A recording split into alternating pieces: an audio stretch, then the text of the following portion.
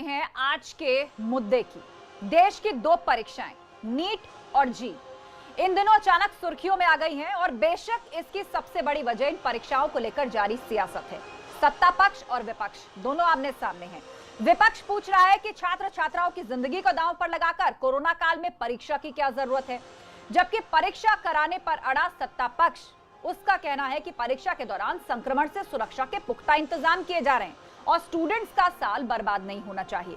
लेकिन यहां सवाल दोनों ही पक्षों से है कि देश में कोरोना के केस लगातार बढ़ते जा रहे हैं और फिर भी जब विपक्ष ने ज्यादातर चीजें खोलने का विरोध नहीं किया तब फिर अचानक ये परीक्षा का विरोध क्यों?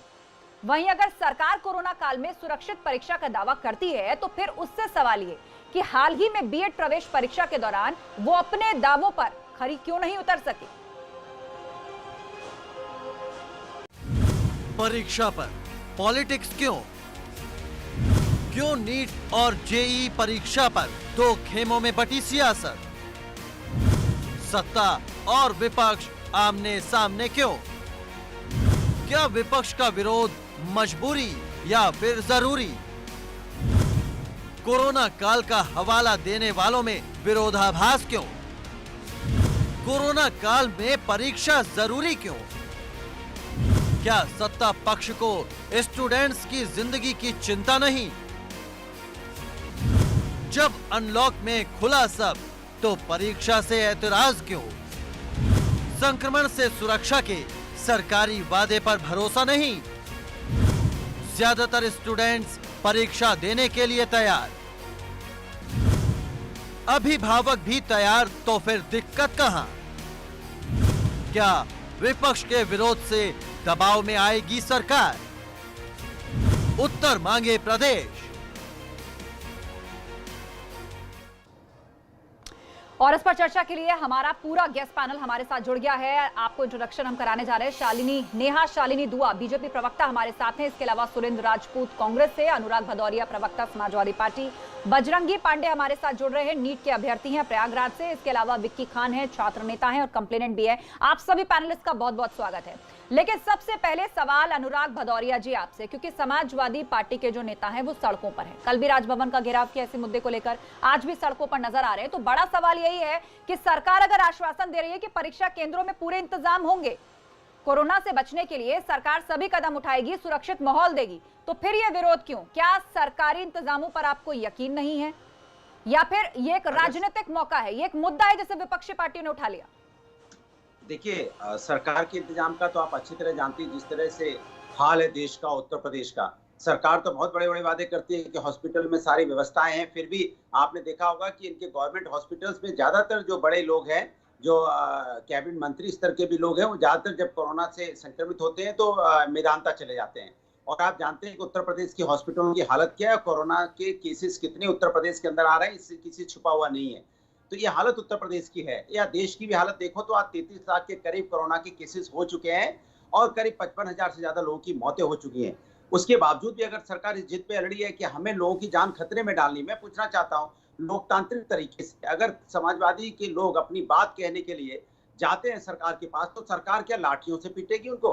बाल खींच खींच के उनको उठाएगी, बाल खींच के मारेगी? क्या पाकिस्तान से आए हैं क्या समाजवादी लोग, या बांग्लादेश से आए? जिस तरह से आपने क्रूर व्यवहार किया, तो कुल मिलाकर अनुराग जी, कुल मिलाकर सरकारी इंतजामों पर भरोसा नहीं है। आप कह रहे हैं कि अस्पतालों में बुरा हाल है। अरे सरकार, उनके अपने नेता प्राइवेट हॉस्पिटल में ट्रीटमेंट के लिए जा रहे हैं, तो मतलब सरकारी इंतजामों पर भरोसा नहीं है और इसीलिए कोरोना काल में परीक्षार्थियों से ये परीक्षा दिलवाना ये ठीक बात नहीं है। ये कहना है ना आपका? इसका जवाब नेहा शालिनी से लेते हैं। नेहा शालिनी दुआ बीजेपी से हमारे साथ हैं।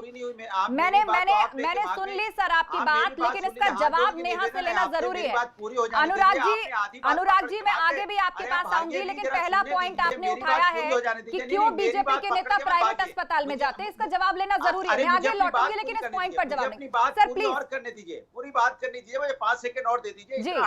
ठीक है 10 सेकंड सर, आगे भी मैं आपके पास आऊंगी, आगे आपके पास आऊंगी। 10 सेकंड में बात कीजिए। जिस तरह से सरकार का रवैया है, मैं तो कहना चाहता हूं कि आप बाहर के लोगों को, जब आपको सरकार बनानी होती है तो आप विधायकों को 5 स्टार होटल में रखते हैं, उनको क्या खाने पीने की सुविधाएं देते हैं? तो जनता द्वारा चुनी सरकार, जनता द्वारा चुनी, जनता के लिए चुनी सरकार, तो आप हमारे अभ्यर्थी जो है उनको ऐसी फैसिलिटी क्यों नहीं दे सकते?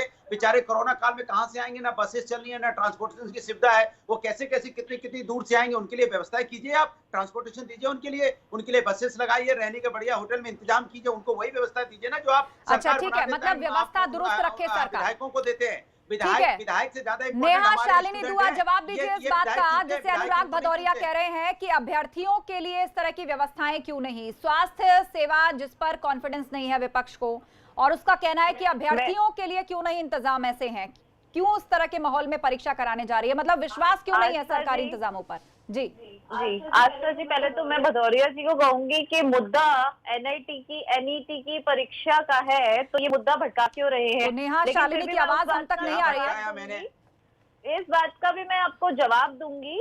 हेलो, आवाज आ रही है? हेलो हेलो जी नेहा, किसी टेक्निकल फॉल्ट की वजह से आपकी आवाज नहीं आ रही है, आपके पास मैं लौटूं, लेकिन उससे पहले सुरेंद्र राजपूत का रुख करना चाहेंगे, प्रवक्ता है कांग्रेस के हमारे साथ। सुरेंद्र जी, आज कांग्रेस का भी प्रोटेस्ट हुआ और एनएसयूआई भी सड़कों पर है, कह रहे कि परीक्षा पोस्टपोन करो।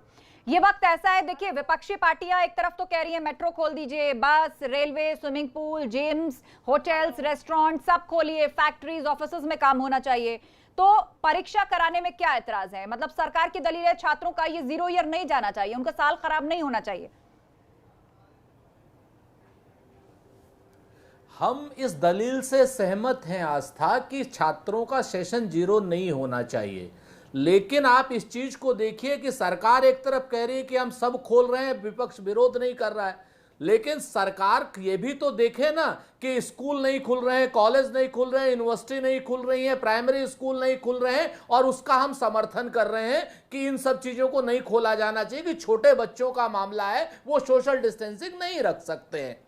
तो आप इस जो छात्र हमारे भविष्य हैं उनको हमने अभी तक ना खोला है और ना ही निकट भविष्य में खोलने की कोई योजना है। तो अगर जब नहीं खोला है तो फिर ये परीक्षाएं क्यों? आप कुछ समय और स्थगित रख कर नवंबर में आप करा सकते हैं।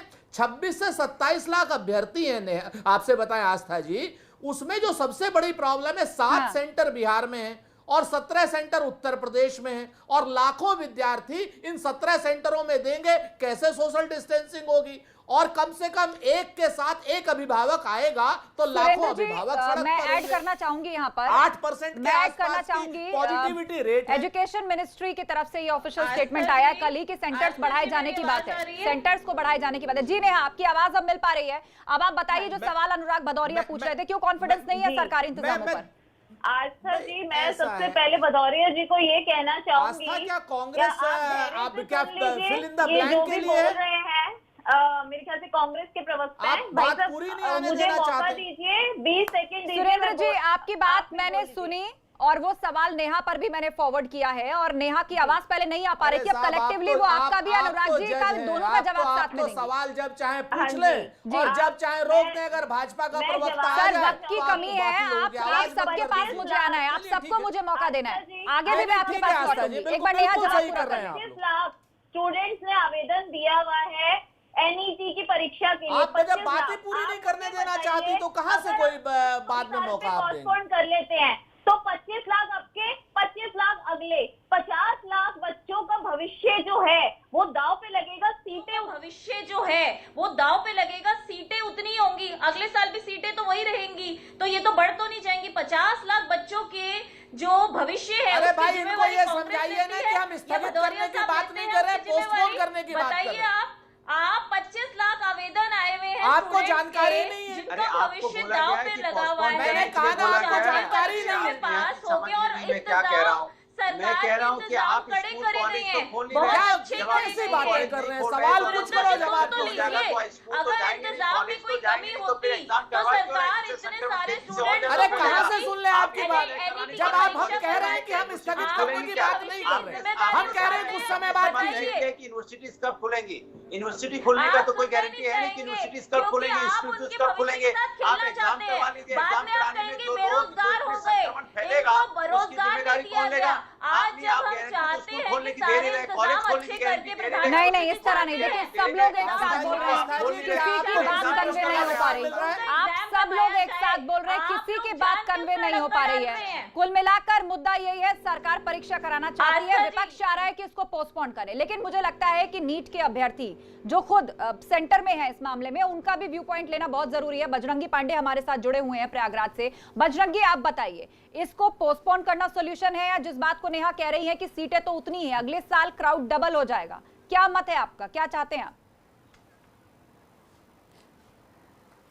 पहले मैम हम आपको प्रणाम करते हैं, और जो सत्ता पक्ष के हैं, विपक्ष के हैं, हम सबको प्रणाम करेंगे। मैं आपको बता दूं, मैं किसी राजनीतिक पार्टी से नहीं हूं, मैं एक अभ्यर्थी हूं। ठीक। जाहिर सी बात है, जब पूरे भारत में कोरोना का संक्रमण इतनी तेजी से बढ़ रहा है तो परीक्षा कराने का औचित्य क्या है?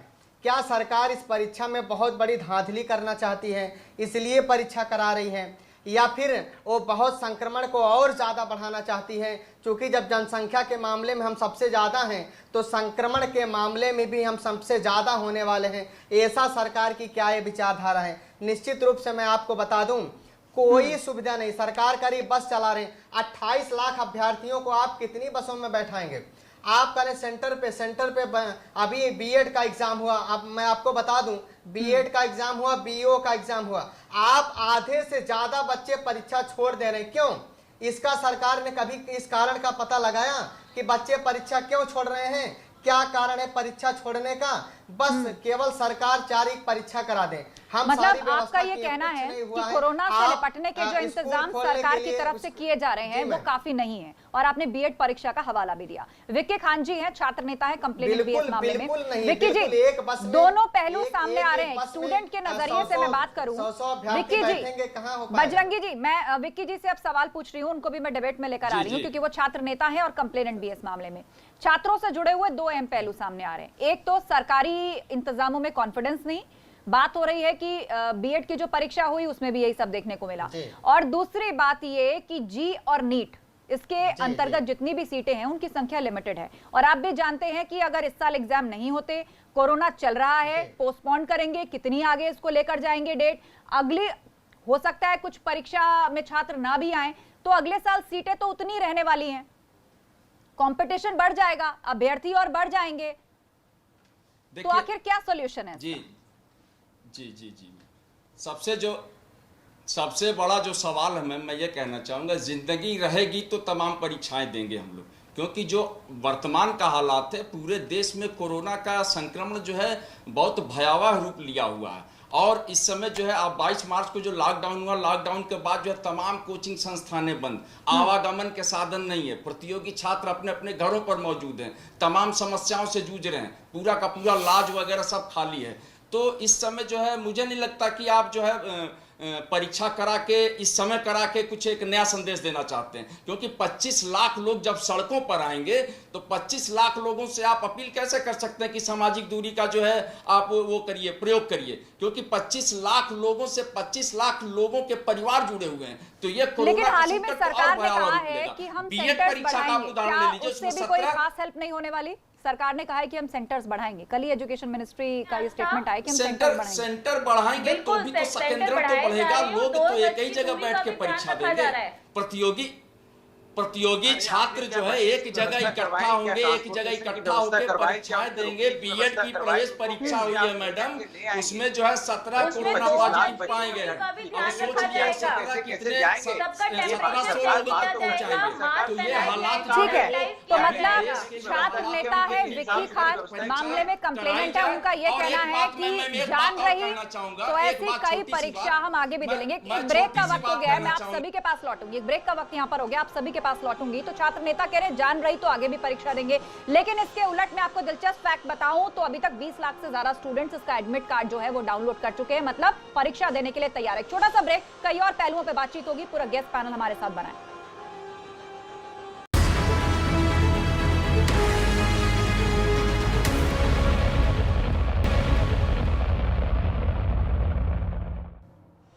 स्वागत है आपका उत्तर मांगे प्रदेश, और आज हम जवाब तलाशने की कोशिश कर रहे हैं कि आखिर अनलॉकिंग जब देश में चल रही है, पब्लिक ट्रांसपोर्ट खोला जा रहा है, शराब की दुकानें खुली है, मार्केट मॉल्स खुले हैं, मेट्रो खोलने पर सरकार विचार कर रही है, रेलवे फ्लाइट सब खोले जाने की जो वकालत है विपक्ष कर रहा है। तो आखिर नीट और जी परीक्षा से परहेज क्यों?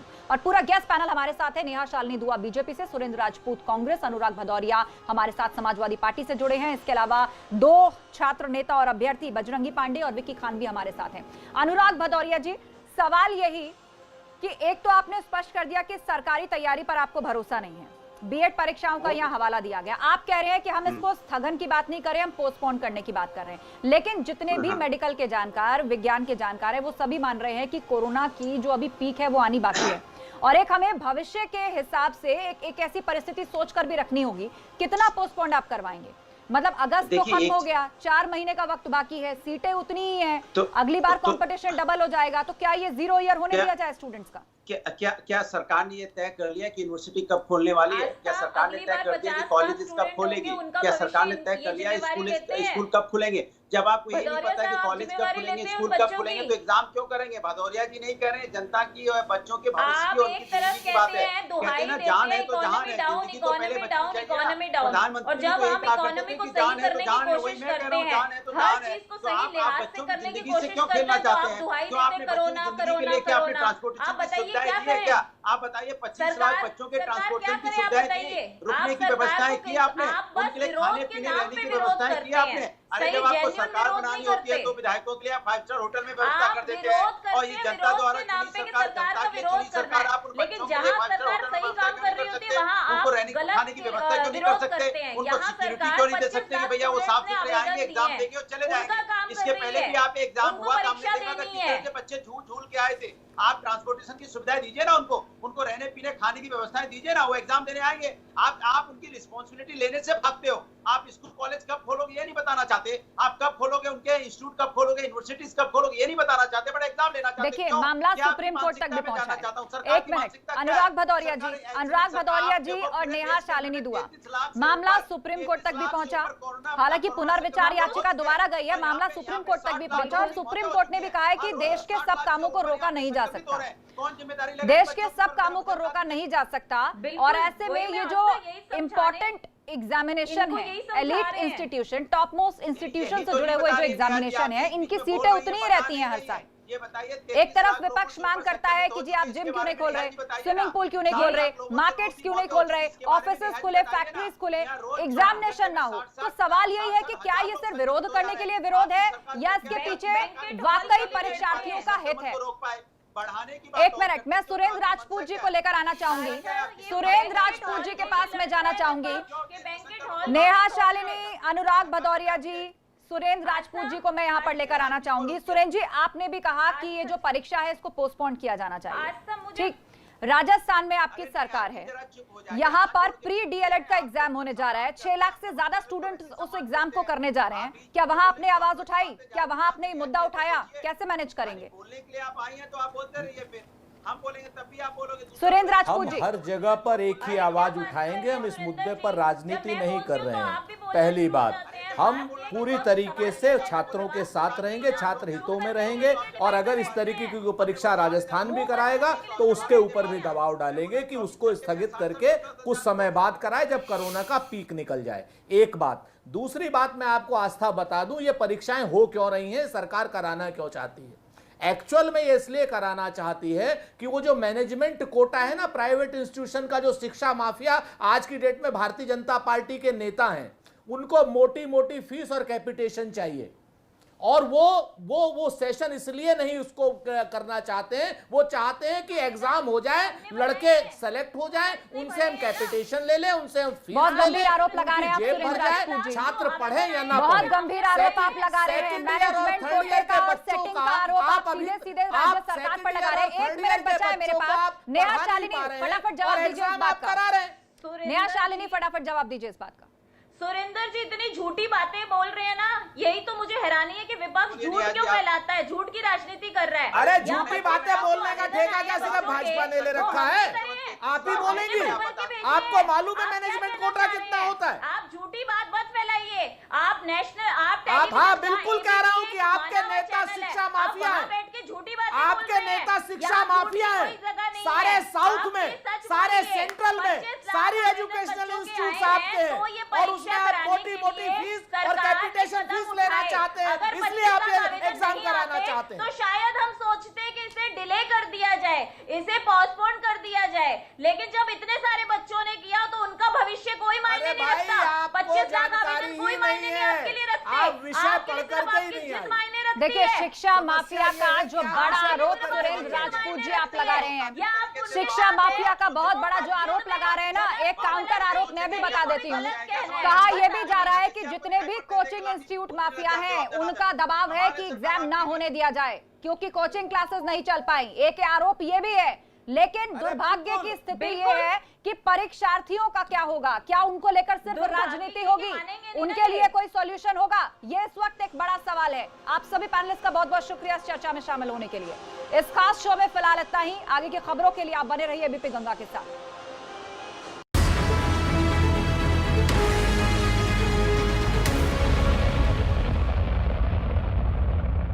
हीरे जैसे बदन को तराशता है एलॉइस हेयर